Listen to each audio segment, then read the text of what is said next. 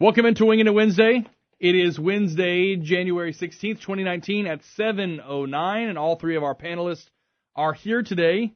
We even have an upgrade to the Wingin' It Wednesday situation, and that is a $6.96 bell from Office Depot. When you hear that, your time is up. So I get to operate the bell? No, you don't. Oh. No, you don't. No. You would never touch the bell. We know No, that. it's Rob's bell. I'm going to touch that bell. Yeah, okay. You just challenged me. I'm going to touch that bell. All right. We're going to have to get security. All right, panelists, let's get rolling here this morning. We'll start with Warren on this one.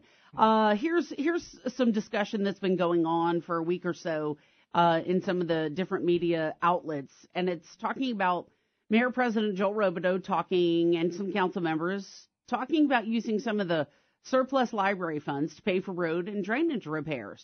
So if the council approves this, I believe it's next week, then it would go to the voters in May. So, Warren, what do you think about this idea?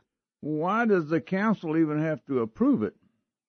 Did the council have to approve the transfer of $4 or $5 million from the mosquito fund to? I believe we had to do that. We to get voted it on to that. You think? The public had to vote on The that. public voted on it, and they'll Yeah, have but to vote on this, council- too. the No, council the had public to- didn't vote on it. Yes, we did. The When they paid rededication? off a lawsuit? Oh, are you talking about the Sunny Lane Yeah. trash deal? Yes. No. I think that wasn't the public who voted on it. I think that was the council who voted on that. Yeah. I don't know if the council voted on it. But, Okay. Yeah, they did. well, anyway, look, here's the deal you're talking about. If you got slush fund money sitting around that you're not using, you don't even know where you can use it. It's what happened when they had that the tax vote. They kept saying, well, we got them, we can use it, we can put it to good use. Well, why in the hell hadn't you put it to good use? And you kind of defeat the argument. So I think it's probably a pretty good idea that wherever you got money like that laying around that's not being used, may never get used. Some of these things where they got dedicated funds, it just keeps building up, and so then pretty soon people kind of have a tendency to want to waste it. All right, Carol, you are up next. What do you think, ma'am? Well, it will have to go to a vote of the people because these funds were voted on by the people in the first place. They are millages that were voted on. They are parish-wide. Question is, how far will $18 million go parish-wide? And I hope they do dedicate it to roads and bridges. We've already dedicated some money to drainage. So if they do this, they should dedicate it to roads and bridges. I don't think there's anything wrong with doing something like this as long as we know that the library will be able to cover their expenses, cover their bills, etc. I think we should be flexible. We've done it before in terms of the drainage rededication. We've certainly thrown in some issues in some of those rededications that the public was not fully aware of and voted on because of the drainage situation. So I don't see any problem with this as long as people understand fully what they're voting for. All right, Stafford, jump in. What do you think, sir? I'm still kind of on the fence about it. It seems very retaliatory. The library lost their. Well, let me rephrase that. I don't think the library was necessarily the ones being represented, but the drag queen story hour case got thrown out this week, and of course the right thing prevailed. The ACLU did their job, and people's rights were reaffirmed by the court, and so now we've got things back to normal. We can have book readings there, whether it's somebody dressing up like Jesus or a dude wearing a dress. Doesn't really. Everybody has a chance to go out and do their thing, right? And then as soon as this happens, Joel announces that he's going to go out to the reserve fund for the library, which, look, it's tough because there were some arguments being made that the reserve fund was completely dedicated during this last remillage, and now some of those guys who've made those arguments have come out and said that they support taking this money and using it for something else. So I'm still kind of on the fence about it. Again, it all feels very retaliatory, given the history of what we've seen over the past couple months coming out of our mayor's office. We've seen some really, outside the LUS thing, this drag queen story hour thing was probably one of the ugliest things I've seen come out of our mayor's office in a long time. It reaffirmed to people in the community who maybe were on the fence about opening their mouth and showing their bigotry that it was okay to do it. So again, I think this is, it just seems really fishy. And look, I can't sit there and say 100% that it is. I'm not going to say that Joel's doing this out of frustration and anger. It's just kind of looks like it. All right. First of all, the suit is not over with. It was just referred to a court, and these people standing was taken out by the magistrate. I don't think the suit is over with yet, and probably will be shortly. But the magistrate said it had to be referred to the court. I believe it wasn't over with yet. But I mean, I don't know that this is retaliatory, but I think that they have every right to put it to a vote of the people. Well, and Rob and I found it hilarious in a way. I mean, because we have been discussing that for at least 2 years, we thought we thought behind the scenes that there were other council members already talking about this 2 years ago. Mm-hmm. That's because you're ahead of the game, Brian. But that was even before the tax. Oh, that was way before that. It was way before that, and they've been talking about it. Talked about it. That we thought some of them were talking about, but then we also had heard that it was going to be a hands-off of the library thing because so many people are into the library, important people who vote and people who have money to give to campaigns. Well, if they're going to open it up to everybody, and don't limit conservative groups, don't limit religious groups, don't limit anybody to use those rooms they're not at the limited. South Regional. Oh. In fact, the guy who sued... because wouldn't that be a part of the same exact lawsuit? It would be. It is. The ACLU represents everybody. And look, here's the thing. The guy who sued the library for Drag Queen Storytime, who's like the crazy conservative... do you know what I'm talking about? He's been arrested a couple of times for... Oh, anyway. Yeah, he's no conservative. He's a nut. Okay. Tell us what you really think. Anyway, as a true he was able to rent a room to have a discussion about why Drag Queen Story Hour couldn't happen and read the Bible to people. So there's no conservative repression. That's a fallacy. Okay, if you want to get in on the conversation, well, I'm sorry that 232-1542, if you want to get in on the conversation. Okay, was admonished because there was a conservative flyer left in a room that was not related to the meeting she was having. It was just a conservative flyer by, I don't remember who it was by, but anyway, they found it and they admonished her. So was there a complaint filed? Was there a lawsuit They told filed? her that... No, by her. No, of course not. They just told her that she could not... that this was a violation of library rules. Why? Because she had a flyer? And that if there was a flyer left there again, if there was some political activity again by this group, that they would not be allowed to meet in the library. Oh, then we got to interview this person. Time out. The rule was probably clean up your mess. You definitely can. The rule was like take all your papers with you when you leave, more than likely than it was we're going to be conservative. That's just silly. Get us that contact. We'd love to talk to her. Definitely. She calls in here frequently. Okay, well then we got to go to it. All right. Well, definitely, that's awesome. Okay, as far as the discussion. All right. Stories breaking. Call Pulitzer. Well, it's just a lot of times the reason we have to follow up on these things is because there are a lot of things that are said that are not true, but I have this confirmed by her, immediate person. And I think we understand that. And I think, And then a lot of times people call into the show and they have great tips, and it does lead to stories that people want to know about. All right, let's take a call real quick, and then I think we have to take a break. Hi, caller. Go ahead with your thoughts and tell us what you're thinking. I don't know. My thoughts are so... I got so many thoughts on it, I can't share them all. But this whole, we ought to be talking about something else besides this library thing. Anybody that supports that nonsense anyway, I'm ready to take all the money out of the libraries. And if you don't want it, if you're going to have nonsense in it, just get public money out of it. And I don't know how much stuff we need, but we need roads and bridges, and we need to spend money where the reason we dedicate money is because we don't trust politicians to spend it correctly. Now, that's a big issue. There's a problem with trusting the people that we put in office. And anyway, that's my thoughts. Okay. Thank you very much. Appreciate your contribution. Coming up now on 7:18, as far as your traffic goes right now, double checking what's happening this half hour. Don't forget, we got school zones that are in effect right now. We also have a report of a fender bender going on Marie Antoinette at Dulles. That's Marie Antoinette at Dulles this morning, so watch out there. Also, the Youngsville Highway between Russo and Recovery Road. That's the Youngsville Highway between Russo and Recovery Road. We have a report of a fender bender there. So be careful this morning. If you have an update on traffic, you can give us a call, 232-1542. And our traffic brought to you by The Wash. Hey, clean up your car. Today's the day. Wash It Up Wednesday. Acadiana's best place to make your vehicle sparkle is The Wash, 1212 Ambassador Caffrey, right next to Service Chevrolet. Speaking of shade, by the way, on the 10-year challenge thing that's going on, which What a do lot you of look people like? have different. I mean, talking about Facebook, people have started to opine that maybe this is being used for Facebook to tweak their facial recognition, aging software, algorithms. We know that Cambridge Analytica used like one of those.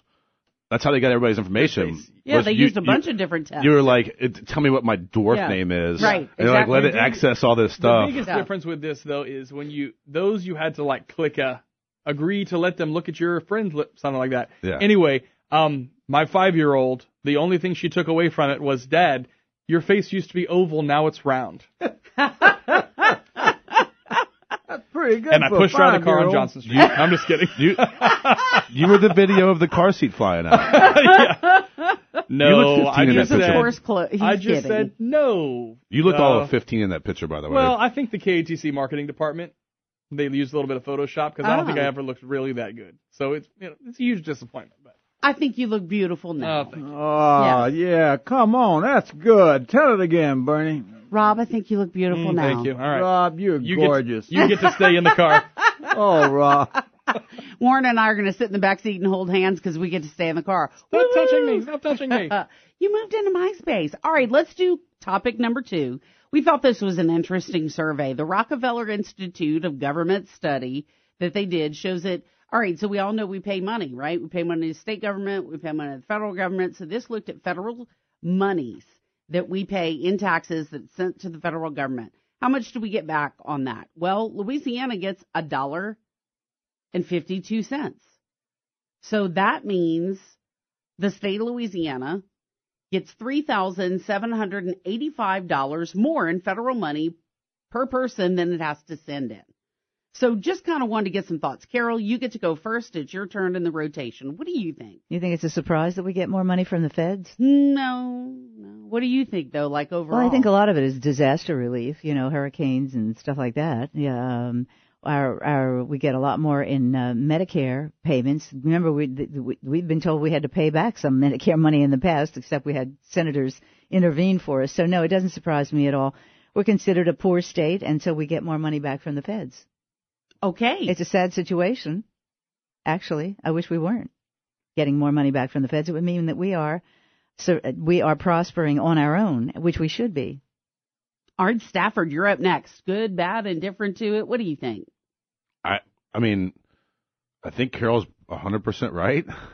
God, ding, ding, What? ding. Got to use the bell. Got to use the ding, bell. ding. I mean, I have chest pains. It's a big one to Bernie. Yes, it is. I'm not going to have an opinion on it because I don't know where it stacks with other states or. Well, We're Kentucky, 42. We're yeah, 42. And Kentucky get it like so $2.50. There are just seven states give back less. Okay, and I would then look at where else we are on there and try to figure out what the causation. I mean, like it's just a statistic, and I don't know anything about it. And if I think it would take a lot more research to get an opinion on how to feel about it. That being said, it's likely because of disaster relief. It's likely because of the amount of our citizens that are living below the poverty line. It's likely because of the state of our education system. There's a good chance that the feds are putting more money into our education system than they do in other states who fund theirs own better. And there's a bunch of different reasons that it could be. I'm not going to jump to a conclusion and say that it's good, bad, or indifferent. Okay, Warren, you're up next. Get into this. What do you think? I'm not going to jump to a conclusion and say it's Okay. good, bad, or indifferent either. I will say this, is that the old saying, the road to hell is paved with good intentions. All of this stuff is so convoluted as to how they figure these formulas, what it's based on. I remember back in the early 70s, they came out with something called revenue sharing, which means that you were going to just get back a block grant from the government, blah, blah, blah. And the way that thing was written is that the higher the tax rate you had in your community determined the percentage that you would be getting back or whatever. I mean, it basically it benefited those states who taxed people the most, not the ones who needed it, not the ones who were going to do the best with it or whatever. But and that those are the kind of things I think you got to look out for in all of this stuff. I'm of the progressive thought that we need to completely change the way we tax everything in this country. And that I think if we do that, we can wind up bringing in more dollars to the federal government and the state government and everywhere, and improve the economy at the same time, and improve the quality of life and the standard of living, and improve education, and improve everything. What do you think? What do you think Sounds of like a campaign speech. Are you announcing you're running for president? What do you make then of that figure that has kind of floated around in the last couple of weeks from Alexandria Ocasio-Cortez about the 70% tax rate on like your 10 millionth dollar? You're at the that tippy stand top. back? I'm asking Laura, and then I'm coming back. I'm coming back to you, Carol. You get to get your 2 cents in, or 10 million in. But I mean, is that a something to do? I don't know. Look, they keep talking about progressive tax rates and all this kind of such stuff. Generally speaking, whatever AOC says, it's just like an electric prod hits you. Is that beware, and because Hitler had the same ideas. Tax those people that the people that in 1%ers, the people who have taken advantage of everybody else, the people who own the businesses. They're the ones that we need to go after. They're the ones that we need to tax, and we're going to get their money. It just so happened to be that the biggest majority of those people, the business people, happen to be Jewish. And that's who he targeted. Oh. And when they start targeting people, regardless of what it's targeting people, I know Stafford doesn't believe that the Holocaust ever existed. Thinks it's all conspiracy theory. Hey, I'm not going to let you say that about me on the air. Go ahead. I'm not going to let you say that about me on the air. Go ahead. Because you were sitting there telling me one time when I brought it up, and you said, that's more conspiracy theory. No, I've never said the Holocaust is a conspiracy theory, ever. You said that about Hitler. What he did, that's a conspiracy theory. No, I have not. You're not going to say about that about me on the air, ever. Well, I did. You understand? I did. Okay. Carol, Where were we? 2 cents or 10 million cents? Well, These progressive tax rates. if you're at the tippy top, we'll take everything you've got. That's Miss AOC. She said that. That's her economic plan. By the way, she supposedly is an economics major at Boston U. I think she was supposedly got a degree in economics. I don't know who was her teacher, probably Paul Krugman, but she doesn't know what she's talking about. The majority of the people at the tippy top, as she puts it, that highly technical term that she uses, are paying the majority of the taxes, and the lower 50% are paying nothing. And in fact, many of them get money back through, various programs like earned income tax credits and that sort of thing. Child tax credits, that kind of thing. I don't mind that so much, but she needs to get her facts straight, because the people at the tippy top are paying like 90% of all the taxes. Okay. Yeah. Stafford, yes, go ahead and respond, and then we'll take this call. Yeah, the 70% nominal tax rate. It's all your taxes put together. It's nothing new for the country. In fact, we were at one point we were significantly higher than that, and people forget that that's how we funded the national highway system. NASA, that's what we put man on the moon. We did a lot of things with that money a long time ago. This is nothing new. All right, back to our phone lines. Hi, you're up next, caller. Go ahead with your thoughts, please. Yeah, this progressive tax rate is like killing the golden goose. And what he just said was true. Yeah, they've been doing it for a long time. That don't make it right. All of these progressive socialist ideas, they don't work from the fundamental level and the state level. Why do we send money to the federal government for them to give it back to us with strings on it? Why do I have to send my money to all government for it's not minimized government? Why do I have to send it to them and then they'll give it back to me with strings on it? That's controlling people. This is all about controlling the money and controlling the people. But anyway, that's thank you. Yeah, so it's Thank you. It's not a Democratic conservative idea that had that tax rate that high early in the 1920s and worked our way up. In fact, it was some of our most prosperous time as a country. This is, again, nothing new, and the fear-mongering that we hear from people that it's going to destroy the golden goose and this, that, and the other is just, it's a fallacy. Warren, jump in. I would completely disagree with it. It was most prosperous time in this country. If you remember correctly, you went into a serious recession during the 1950s. Depression. And it was the most prosperous time we had outside of wars was in the 80s when the tax rates went down from 90% down to what was 28% or whatever. The federal government brought in more than twice the amount of money that they had before that.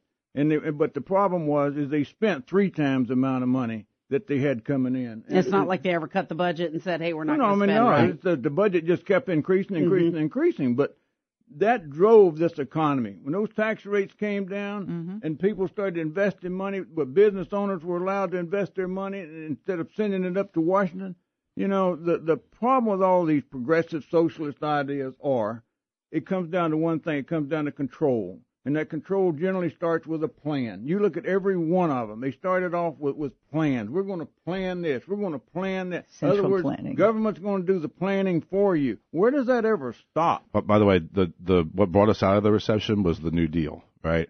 And that was an increase in taxes. Prolonged the recession. Look, prolonged the depression. You and a lot of the New Deal prolonged the depression. Indeed, it did. And you can read Amity Schlell's book, and she has documented it. There's a whole lot of discussion on that, which the New Deal probably did. Yes, exactly. And Ronald Reagan unleashed the longest period of post-war prosperity because of those tax reductions. And what stopped that was George Bush's going back on his pledge to read my lips, and when they passed the taxes and all that stuff, that's when the economy turned south. Because he thought he had a deal, right? He was going to give them that small tax. He didn't think he had. He thought he had a deal for spending cuts. That was his friends. He just went along with them. But what he did, that was a perfect example where they attacked the top 1%ers, those at the very top, those people who were buying $70 million yachts, or probably $7 million back then. Those people who were buying the private jet airplanes and all of that stuff.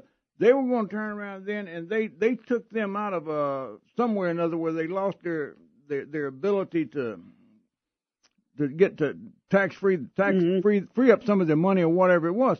And so those businesses then took the big hit. And what did they do? They just shut down shop.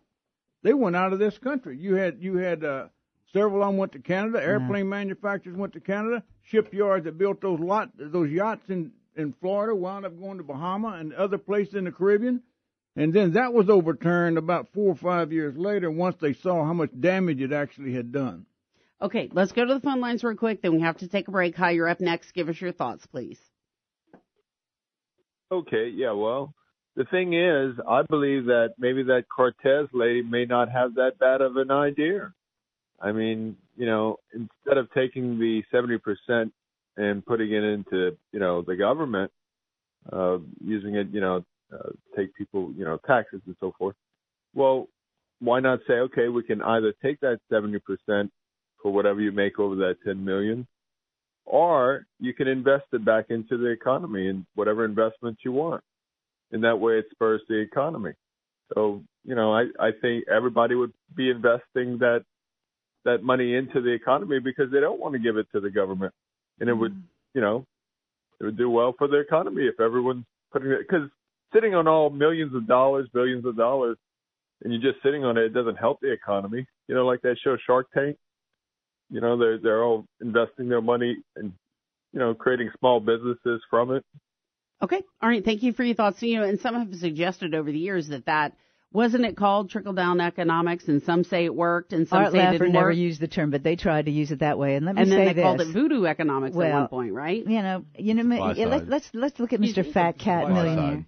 Mr. Fat Cat Millionaire, he goes and he wants to he wants to have a private jet made, right? So he's employing a lot of people to make that jet. He's employing a lot of people to fly that, to staff that jet. He's going to places that are staffed by people who are maybe low wage, maybe hotels, fancy hotels, whatever. When he has money, when he's creating new dollars and he has money to spend, he will spend it. And that's where the economic strength comes from the private sector, not from government. Government is just going to redistribute whatever they get, and they want more and more of it to redistribute because that's how they buy votes and that's how they get reelected. Okay, guys, any wrap-up comments? Because then we got to take a break. The one thing I would point out, the guy talking about investing in the economy, that all comes down to what do you call an investment in the economy? What qualifies as an investment? What are you going to put your money into? Yeah, do you buy the $70 million yacht, or do you start a business? Yeah, and what kind of questions? I think if you make over $10 million a year, you can probably still afford to go buy that jet. Right? That's what we're talking about. We're talking about the everything over $10 million being taxed at the rate that we did for a very long Then what's time. the incentive at that point to continue making money? That is not the point. The incentive is this point. The reason that the death tax was important was because when money flowed into the same families for long times and never got back into the economy, In order for the money to do good things, it needs to turn over. It's like owning a supply store. In a supply store, you can have all the material in the world, but if it doesn't turn, it doesn't do you any good. Oh, sorry, that's not government's right to take your money away after you die, after you've already paid taxes on it. It's not government's right. Never ruled unconstitutional. I don't know why you... Okay. No, it's not unconstitutional. But the deal is that money is invested back into the economy anyway. I don't know of anybody that makes any amount of money at all who keeps their money strictly in cash. Yeah, that's right. You know, they turn around. That's why you got municipal bonds. Every little thing that we do, paving roads, putting in sewer lines, there are municipal bonds sold on that. The fiber to the home project, municipal bonds are sold on it. They're low interest rates. People get that money when they buy those things. That interest is tax free to them. Why? Because they're investing in the community. It prompts them to put money in there that would normally cost a lot more money. Great. They buy stock and all. You know, that just. I mean, it's ludicrous to think that people with that much money just got it laying around, dug in a hole in the backyard. All right, guys, we've got to wrap it up on this end. It is coming up now on 7:37. So right now, 46 degrees here at the KPL Studios. Service Cadillac and Service Chevrolet, whether you're looking for a truck or a crossover vehicle, you can check out everything they've got on the lot at Service Cadillac and Service Chevrolet. 1212 Ambassador Caffrey, over 300 SUVs in stock. Whether you're looking for a Suburban, a Tahoe, a Traverse, an Equinox, or a Trax. Find out about all the new vehicles they've got for 2019, too, including the Chevy Silverado. And you know, I love the XT4. It is the new crossover. Miss Carol, I believe it might be next on your list. I have one outside in the parking lot right now, and I may just not give it back. I may just not give it back. I think if you had lots of money, you'd be the Jay Leno of Lafayette. I have tried to put in the request to my other half that I really want a 3-car garage. Right. But she says no. Absolutely because not. What will happen is that you will fill up the 3, then you will decide one of the 3 you don't use enough, so you can park something else behind it.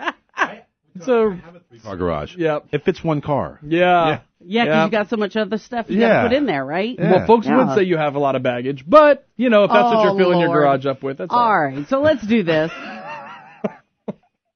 I love, yes. It is coming up now at 7:44. All right, our next topic, Stafford, you get to go first on our next topic. What do you think? Congressional pay. Some of the congressmen are not taking their pay during the shutdown. What do you think about that? Is that good? Is it bad? Is it indifferent? Should they all be forced to do that? Whether everybody, should their pay be shut down? If a government goes into a partial shutdown or a full shutdown, should those who are making the laws be forced to not get their own pay? Yeah. I mean, I think we kind of touched on this last week.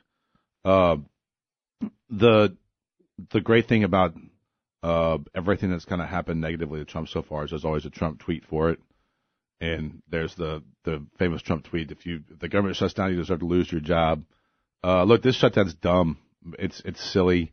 The cracks are already starting to happen in the Republican side. We've seen Democrats be able to pass the Republican legislation that was passed in the Senate twice now. Mitch McConnell is not allowed to come for a vote. So, yes, of course they shouldn't. And look, I think that the TSA, the Coast Guard, and everybody else not getting a check should go on strike. Everybody, you got to remember, if you work in a non-government organization, there is a law required for you to have posters on the wall that cover a couple of things. And one of the things that's famously there is the sickle cell poster. But the other thing that's there is a list of numbers in the government to call if you're not getting your paycheck. And those same rights aren't being afforded to members of the TSA, members of the Coast Guard. And here's the big irony, right? The Coast Guard has 2,100 miles of coastline to defend. Right? Wow, gosh, I hadn't not thought about that. And the government is shut down because Donald Trump wants to build a wall along 500 miles of the border. Maybe longer than that. I said 500 miles. And I think I'm wrong with the Coast Guard deal, too. Yeah. And what have we found in the past week? We found tunnels under the border. We found drones flying in drugs. And so, again, there's every ladder company in the world is salivating at the idea of this wall. I think that if you are a politician, you shouldn't be getting a check this time. And I think that if you're not getting a check, you shouldn't go to work. Okay, Time Warren. to protest. Okay, Warren, you're next.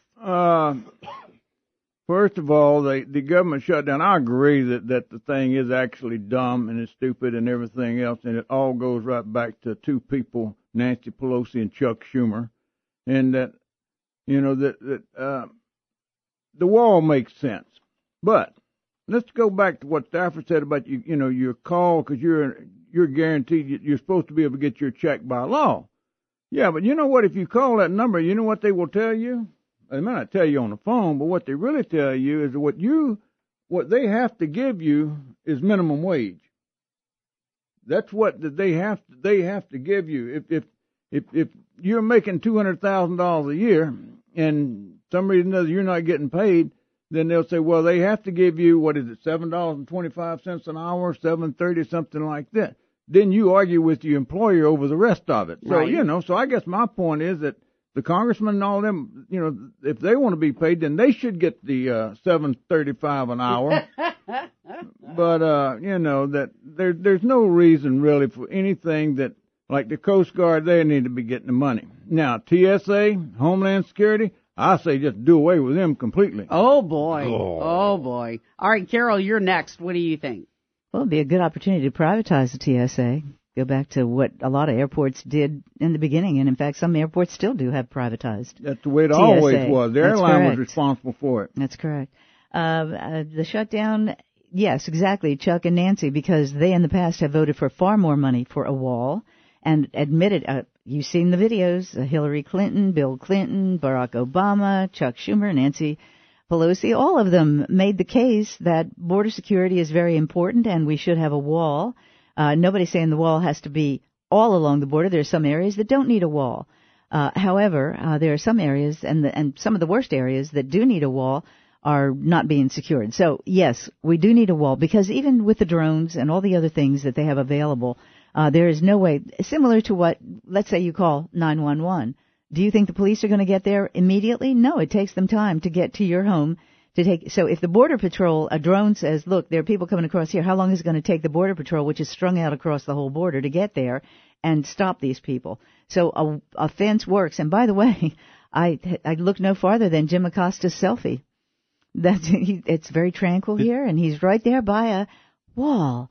And look at how tranquil it is. Well, yes, Jim, because you're standing by a wall, and that's why it's tranquil and people aren't trying to get through. There's a wall right there. Did you just say that wall stopped drones? No. Okay, I thought said that's what you said. Sorry. No. Mm-mm. Even if you had drones, how long would it take the Border Patrol to get to that area where they are seeing people coming through illegally? Sometimes they're kind of strung out along the border, so they can't get to where the problems are immediately. This is why barriers are needed in some areas. 232-1542. Let's go to the phones. Good morning. You're on Wingin' It Wednesday. Go ahead with your thoughts. Yes. First off, taxes, wages are not taxable. When you read the tax code, it's supposed to be income. And when you go back to our original Constitution, direct taxation is against the Constitution. So when they tried to also pass the 16th Amendment for the wages, that was not properly Okay, I ratified think this is by like the some state. crazy stuff. Sue the federal government and tell them you don't want to pay your taxes. Go read your history. Okay, And do you there's have a point to what we're talking award. about now? Do you have a point about what we're talking about at this moment? At the taxes? Well, we've moved on now. We're talking about The border shutdown, control yeah. and the shutdown of government. Well, the shutdown, you want a minimal government, and you want a smaller government, and you have 800,000 people who are supposed to be unessential. So whether they're essential or not, you have how many millions of jobs that's been created that they could go into the private sector. No one has the ability to have a safe job in the private sector. You can be fired if you have shoelaces that they don't like the color of. If you can prove that taxes have been taken illegally, every lawyer in the United States would be glad to sign on that case for you, because everybody's getting paid. No, they wouldn't. Back pay, interest, whole nine yards. Tax code. Go read your tax code. Okay, thank All right, you very thank much. you. I appreciate it. Thank you for calling. All right, let's go to. You want to go? Let's take we one have more. time for one more, and then we got to wrap it up. All right. You're next. Good morning. Go ahead.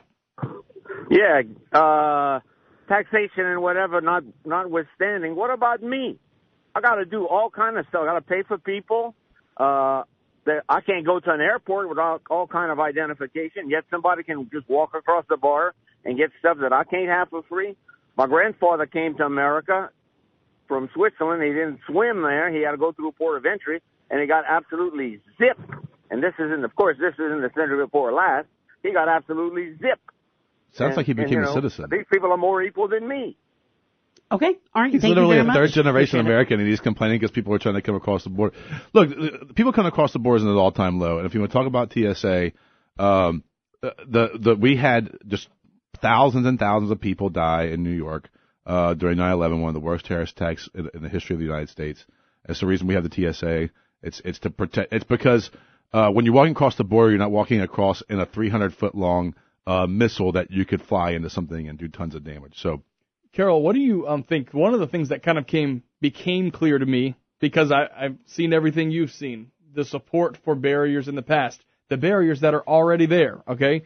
And to hear one congressman explain it that, and this was a Republican congressman, but to explain it that if this is viewed, he's taken a step back. If this is viewed as a monument to Trump, he understands why the Democrats will be against it. We've moved away from the actual point, if that's where we are. Do you see that at least as a plausible explanation for why the other side doesn't want it? Because they think it's the same as a statue of Trump. As a legacy? The legacy thing. His legacy. Something to run on in 2020. If we're just to politics. He already ran on it, and that's how he got elected. He made a promise that he was going to secure the border because many people perceive the southern border to be a real problem, a real threat. Mm-hmm. When you see 90% of the heroin coming through Mexico, when you see the drugs, the human trafficking, the cartels, etc. Frankly, I really prefer Senator Bill Cassidy's plan of asset forfeiture. There is a fund, an asset forfeiture fund. They get it from, mostly it's drug money from the cartels. And it is not it produces about $45 billion annually. Think of it as the Unclaimed Properties Fund in Louisiana, right? So it produces about $4 to $5 billion annually. His point is you could bond that money, build whatever barrier you needed. It's not subject to congressional approval. It's strictly at the discretion, and it is designated for defense, for law enforcement, for all these sorts of things.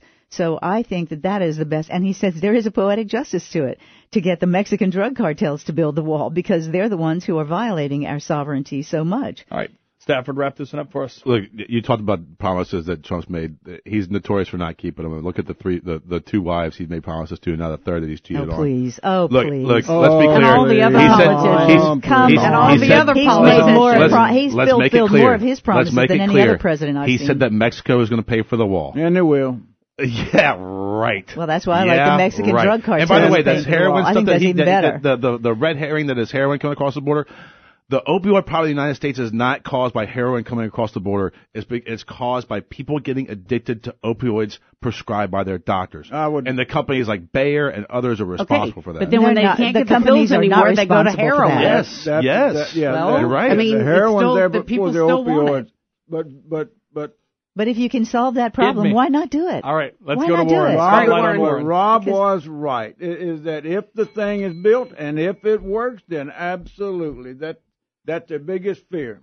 All right. Oh. Okay, y'all. I want to thank you so very much for joining us. Yeah, Rob and I appreciate something it. I'm going to put, because it's just kind of bubbling up overnight last night and this morning, is the details that came out in court yesterday involving El Chapo, that there was possibly a $100 million payment made to the president of Mexico, which is why things are unstable. I think we'll know more about that. I don't think anyone's surprised about it. Is anybody surprised about the corruption in Mexico? Look, not to sound like Sicario. Warren. Just watch Sicario 1 and 2. Not to sound like Warren, but George H.W. Bush was moving tons of drugs. All right. What about George Clinton in the Mena, Arkansas airport? And don't you dog P-Funk. Don't you dog P-Funk.